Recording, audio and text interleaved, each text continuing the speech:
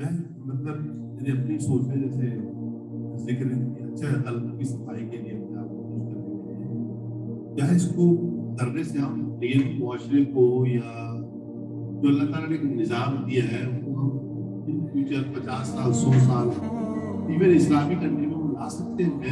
میں نے اب تک جو بھی سمجھا ہے، جو جس معاشرے میں اپنے آپ کو نہیں لاسٹ 55 60 ایئر سے جو قرآن نے نظام دیا تھا وہ تو ہم نے دیکھا نہیں، خلافت کا نظام دیا تھا۔ جو آپ کہہ رہے ہیں معاشرہ حالات کا شکار ہے، زبان کا شکار ہے، اس کی سب سے بڑی وجہ مجھے یہی نظر آتی ہے، اللہ کا ناز ہے پورے مسلم امت کے طور پر کہ ہم نے وہ نظام بنا کے جو بھی سیاسی اس کی وجوہات تھی، ہماری کرپشن تھی۔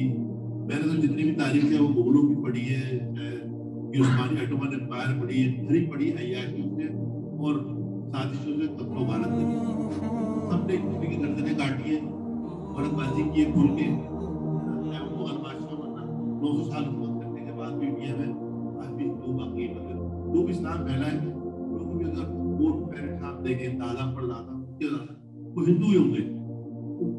یہ جو بھی یہ بزرگ ہے دادا صاحب ہے یا میرے نظام الدین اولیاء ہے، انہیں کی بدولت ان جیسے اور ہزاروں سینکڑوں بزرگ کی وجہ سے انڈیا میں مسلمان ہوئے، پورے ساؤتھ ایسٹ ایشیا میں جو ہم لوگ مسلمان ہونے کی وجہ سے نا بادشاہوں نے یا عمرہ نے کوئی اس چیز بھی کام نہیں کیا، روایت نہیں کچھ اس میں اچھے گزرے ہیں، دادا مطلب وہ آٹے میں نرما کے برابر، چاہے وہ اٹومن امپائر ہو چاہے وہ مغلیہ سلطنت۔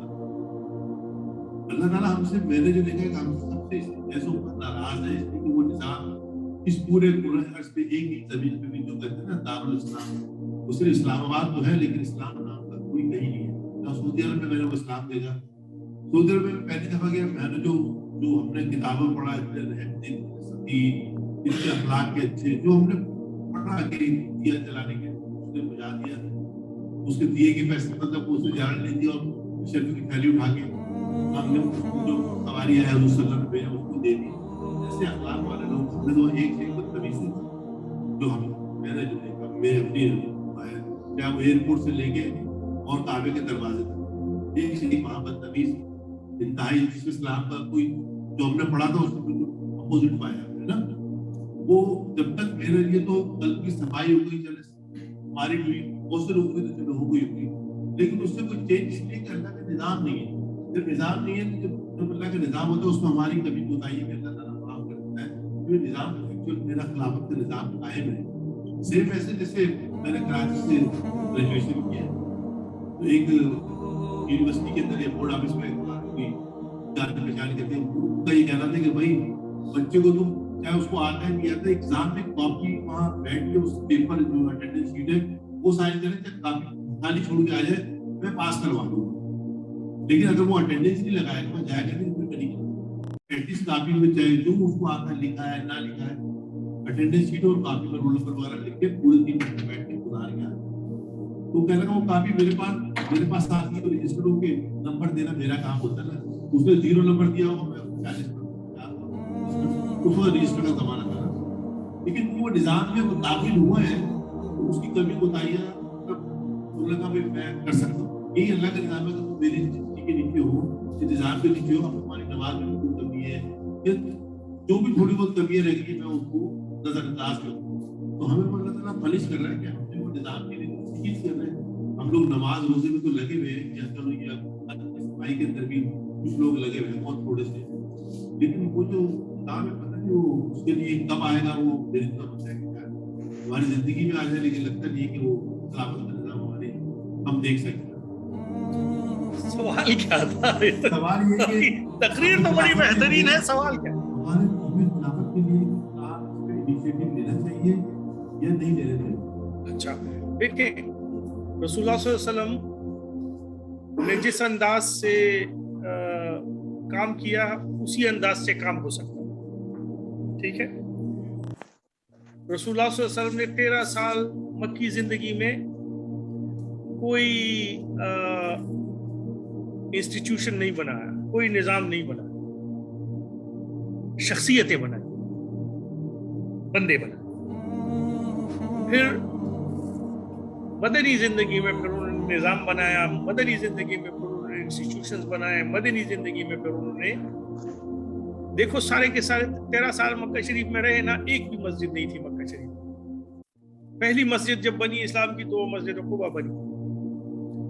مطلب یہ ہے کہ انسٹیٹیوشنز تب امپورٹنٹ ہوتے ہیں جب وہ انسٹیٹیوشنز کو چلانے والے لوگ جو ہیں وہ معیاری ہو. یہ جو ایگزامپل آپ نے اس بندے کی دی، وہ اس والی پیپر کے نقل والی، تو نظام تو موجود تھا، نظام تو تھا نا، لیکن نظام کو ابیوز کیا جا رہا. بہترین سے بہترین نظام جو ہے، چاہے وہ اللہ کا نظام ہی کیوں نہ ہو، اگر صحیح بندوں کے ہاتھ میں نہیں ہوگا تو ابیوز. کہنے کو تو سعودی عرب میں اسلامی اطلاع موجود ہے نا، لیکن پریکٹس کیا ہو رہا ہے وہاں؟ یہی تو کہہ رہا ہوں. مطلب یہ ہے کہ نظام کی بات نہیں ہوتی، بندوں کی بات ہوتی ہے. یہی نظام تھا، لیکن جب بندے موجود تھے تو ہماری ایک حالت تھی. اب اگر خلافت کا نظام آ گیا، ان بندوں سے ابیوز ہی ہو. سارے کے سارے عالم اسلام کے جتنی بھی ملک ہیں نا، وہ ہم پلیٹ میں پیش کریں گے غیر مسلموں کو، اس لیے کہ ان کو پھر اور کچھ نہیں کرنا پڑے گا. وہ اسی ایک شورا کو وہ کر دیں گے، خرید لیں گے، اور سارے کے سارے ممالک جو ہے تو ان کی پلیٹ میں آ جائیں گے. سب سے کم پیسے خرچ کر کے ہم ان کی جیب میں ہوں. اب بھی ان کی جیب میں ہے، لیکن پیسے ان کے تھوڑے زیادہ خرچ ہوں. سب کو خریدنا پڑتا ہے علیحدہ علیحدہ. اسلامی خلافت آئے گی ہم جیسے لوگوں کے ذریعے، تو پھر بڑا میں جو ہے تو ہم سارا کا سارا عالم اسلام ان کے حوالے کرتے ہیں.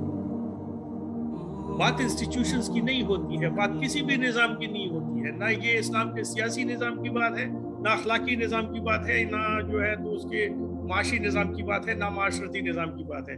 اصل بات ہے بندے نہیں. بندوں کو ڈیولپ کرنا ہوگا. بندے ڈیولپ نہیں ہوں گے تو جو بھی نظام ہوگا وہ ابیوز، جیسے کہ ہو رہا ہے. اب دیکھیں، اسلام کو آپ ایک سائڈ پہ کر دیں، پاکستان میں یہی قوانین ہے جو کہ آپ کے پاس آسٹریلیا میں ہے یا برٹن میں. برٹن ہی سے گئے ہیں نا سارے قوانین، یہی والے قوانین ہیں، وہاں استعمال نہیں ہو رہے ہیں، یہاں استعمال ہو رہے ہیں. تو بندے بنانے ہیں.